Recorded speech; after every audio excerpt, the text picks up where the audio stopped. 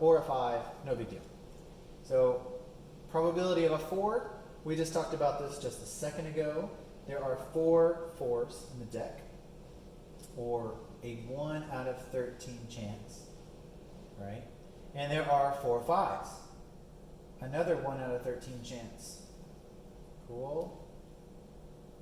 If you want to write this as 4 out of 52 and 4 out of 52, you can, no problem.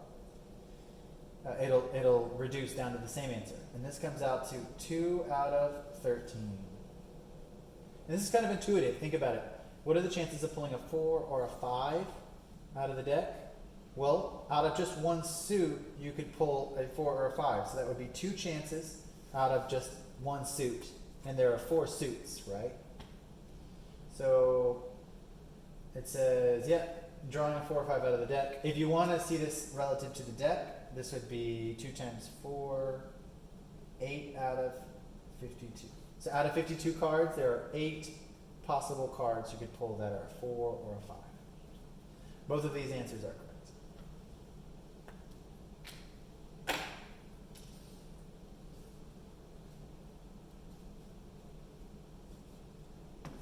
Okay, drawing a 10 or a face card from the deck. There are 3 sets of face cards. Okay, so they're not really going into this too well, but basically face cards are cards that have the jack, the queen, or the king on them, right? So there are 3 in each suit, and they actually show a face on them. That's why they call them face cards. The ace doesn't count.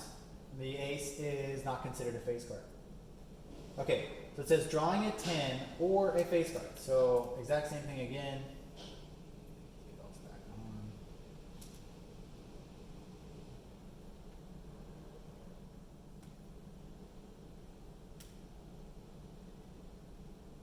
Okay, so drawing a 10 or a face card again, they've kind of made this complicated for you, but we can do it. Let's switch this guy over, I'm gonna need some space. Okay. Oh, excuse me. Probability of a 10 or a face is of course the probability of a 10 plus the probability of a face. So I just separate it with a plus sign. So let's figure out both of these. So probability of a 10. So we just talked about this. There are 4 10s in the deck, or you could say 1 in a suit. So 1 out of 13. So just like last time, no difference there. Plus, now this is more complicated. There are 3 face cards per suit.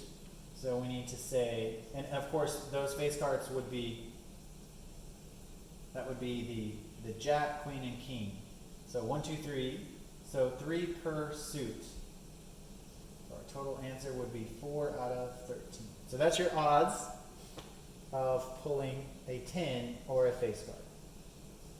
Not too bad. Hopefully this makes sense to you. The or statement's not too complicated. It's a good introductory probability question. Okay, number 9. Trevor's sorting through his spare change jar, blah, blah, blah, 1,000 coins. Note the odds show a favorable outcome and unfavorable outcome. All totals add up to 1,000, so the total number of coins. Okay, so let's play around with this, see what we get. It says, what are the odds that when choosing one coin at random, it will be a penny?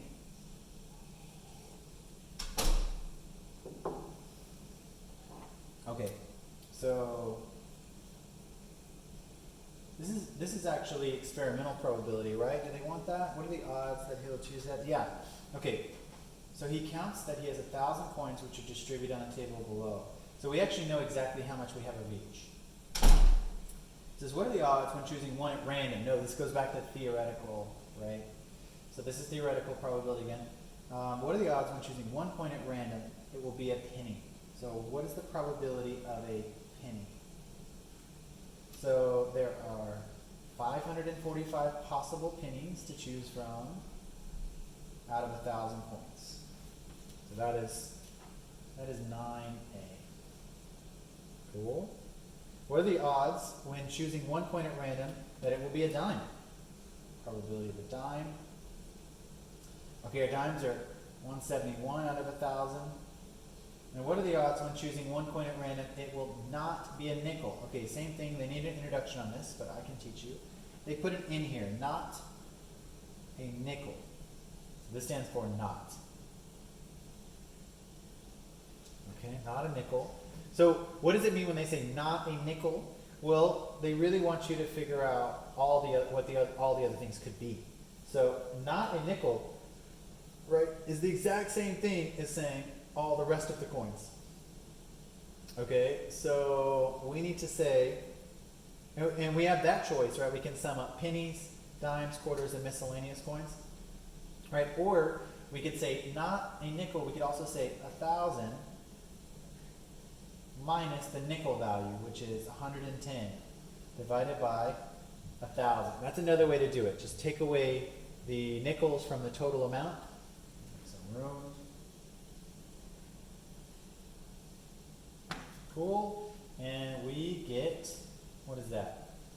890 possible coins to choose from that are not nickels out of the 1,000 possible coins. That is that. Okay, so not nickels. That's how we notate a not. We just put an N in front of whatever it is. And that's it. That's all there is to it. If I made a mistake or you have something that's confusing that you want to talk about, feel free to write me. It looks like they wrote this in a different notation, but it's all the exact same thing. You can play around with figuring out how they wrote this. This is called like the ratio notation, but it's not too bad at all. Let me play one out. This very last one, what did we get? We got 890, right? And so they wanted it to write it as favorable and unfavorable. So the 890 was the possibility of being not a nickel, and 110 is a nickel, right? These should sum to 1,000, basically. So notice that each of these values sum to 1,000. So we just take that probability over the remaining amount of points we have. Okay, that is it. Good luck, you guys. That's 10-1. Write me if you have any questions.